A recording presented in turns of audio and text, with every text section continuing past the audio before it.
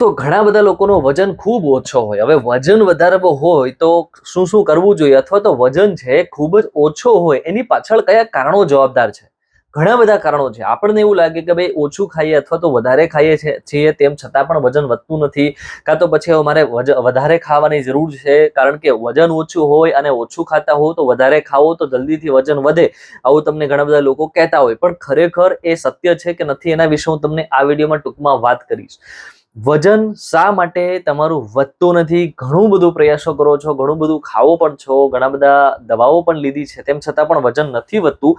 એના પાછળના ઘણા બધા કારણો મેં નોટ ડાઉન કર્યા છે કે જે તમારી સામે હું એક પછી એક રાખીશ. દોસ્તો, આંતરડાની અંદર અગર તમને બેક્ટેરિયા નો ઉદ્ભવ વધારે થતો હોય અથવા ખરાબ બેક્ટેરિયા આંતરડામાં વધારે હોય તો એ કોઈ પણ પ્રકારના ખોરાકનું પાચન જલ્દીથી થવા દેતું નથી, અથવા તો શરીરને એ જે પ્રમાણે તત્વો મળવા જોઈએ એ તત્વો એમાંથી આવવા દેતું નથી. અને એક ખરાબ પ્રોસેસ છે એ શરીરમાં કરે છે કે જે કુદરતી પ્રોસેસને પણ ધક્કો મારે છે અથવા તો ખરાબ કરે છે, અને આ કારણથી તમારું વજન વધતું નથી. તો આના માટે તમારે ઘણી બધી તકેદારીઓ રાખવી જોઈએ કે જેમ કે અમુક ખોરાક છે, જેમ કે દૂધ અગર તમને પચતું ન હોય તો દૂધ તમે ઓછું ખાઓ, એના બદલે કોઈ અન્ય ચીજ વસ્તુ વધારે ખાવાનું રાખો કે જે આંતરડાને જલ્દીથી રિકવર કરે. ફાઈબર વાળી ચીજ વસ્તુઓ, અગર ઘણા બધા લોકો એવા છે કે જે ફાઈબર ઓછું જ લે છે.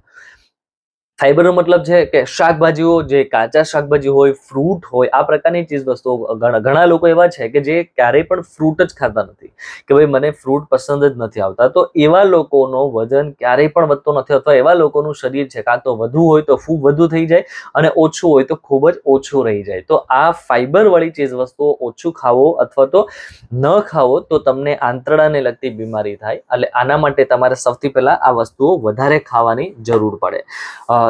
ઘણી બધી એવી તકલીફો હોય એના કારણે આવું થતું હોય કે વજન છે એ વધતું નથી. એમાં પાચન સારું ન હોય તો પણ તમારું વજન ન વધે, એ પણ આંતરડાની સાથે જ સંકળાયેલી એક બીમારી છે.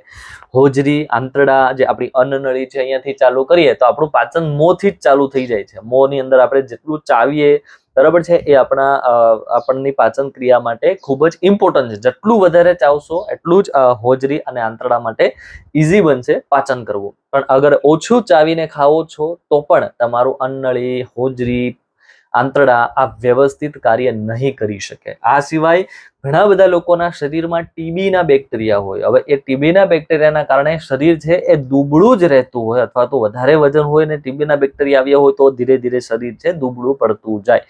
તો આની પણ યોગ્ય સારવાર તમારે કરવાની જરૂર પડે. અગર તમને આ પ્રકારના બેક્ટેરિયા આઈડેન્ટિફાઈ થાય છે અથવા તો તમે ડોક્ટર પાસે જાઓ ને તમને ડોક્ટર કહે છે કે ભાઈ હા, આ પ્રકારના બેક્ટેરિયા શરીરમાં ઉદ્ભવ થયેલા છે, તો જલ્દીથી એની સામે લડવાની તમારે જરૂર છે. HIV નો વાયરલ હોય કે એના બેક્ટેરિયા હોય શરીરમાં તો પણ આવું બની શકે. એટલે ઘણી વખત ઘણા બધા લોકોને ખ્યાલ નથી આવતો કે કયા કારણથી શરીર નબળું છે, વજન ઓછો હોય.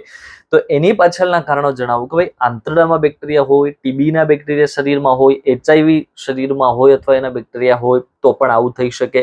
પેરાસાઇટ્સ, બેક્ટેરિયા એટલે એવા બેક્ટેરિયા કે ભાઈ લોકો છે જમવા બેસે એ પહેલા હાથ કે પગ નથી ધોતા. હાથ અને પગની અંદર જે બેક્ટેરિયા રહેલા હોય એ બેક્ટેરિયા પેરાસાઇટ્સ બેક્ટેરિયા હોય, અને એ બેક્ટેરિયાના કારણે પણ વજન છે એ વધતું નથી. એ બેક્ટેરિયા તમારા શરીરને ક્યારેય પણ સારું થવા દેતું નથી. તો ઓવરઓલ તમામ વસ્તુઓનું ધ્યાન રાખવું પડે. સાફ સફાઈનું પરફેક્ટ ધ્યાન ન રાખતા હો તો પણ તમારું વજન છે એ વધવામાં તકલીફ કરે. પ્રદૂષિત પાણી હોય કે પછી ધૂળવાળું તમારું વાતાવરણ હોય કે આસપાસનું વાતાવરણ એવું હોય તો એના કારણે પણ વજન છે એ વધતું નથી. ફાઈબરવાળી વસ્તુઓ ઓછી ખાતા હોય અથવા પહેલેથી ન ખાતા હોય તો એ વજન ક્યારેય પણ વધવા નથી દેતું. જમવામાં અમુક વસ્તુઓ કે જે સિઝન મુજબ આપણને ખાવી જોઈએ ન ખાતા હોય, જેમ કે ઉનાળો હોય અને ઉનાળામાં તમે આ પ્રકારની ચીજ વસ્તુનું સેવન ન કરો, આ જે કપૂરિયા છે, બરાબર છે, આ પ્રકારની ચીજ વસ્તુનું સેવન તમે ન કરો તો શરીર છે ધીરે ધીરે નબળું પડે, અને ઉનાળામાં જે આપણને તત્વોની જરૂર હોય, શરીરને ઠંડુ રાખવાની જરૂર હોય, ઠંડુ ન રહે,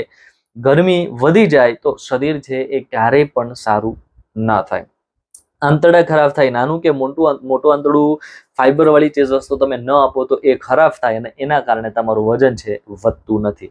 તો આના માટે જે ખાઈ રહ્યા છો તેનું પાચન એબ્સોર્પ્શન થાય છે કે નથી થતું એનું તમારે એક રિપોર્ટ કરાવવો જોઈએ.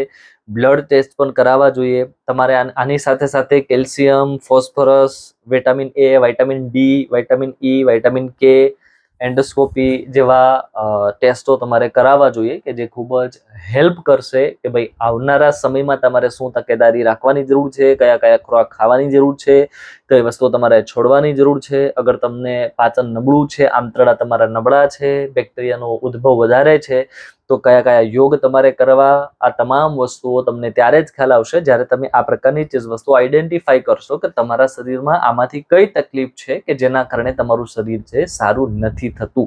ખોરાક પણ એવા ઘણા બધા છે કે જે તમારો વજન વધારી શકે, પણ એની સામે પહેલા આપણું ડાયજેશન સિસ્ટમ સારું કરવું જરૂરી છે ને એના માટે ફાઈબર વાળી ચીજ વસ્તુઓ ખૂબ જ વધારે લેવી જરૂરી છે. તો આટલા કારણો છે કે જેના કારણે, અથવા જેનેટિક પણ હોઈ શકે, જેનેટિક સૌથી મોટું કારણ છે.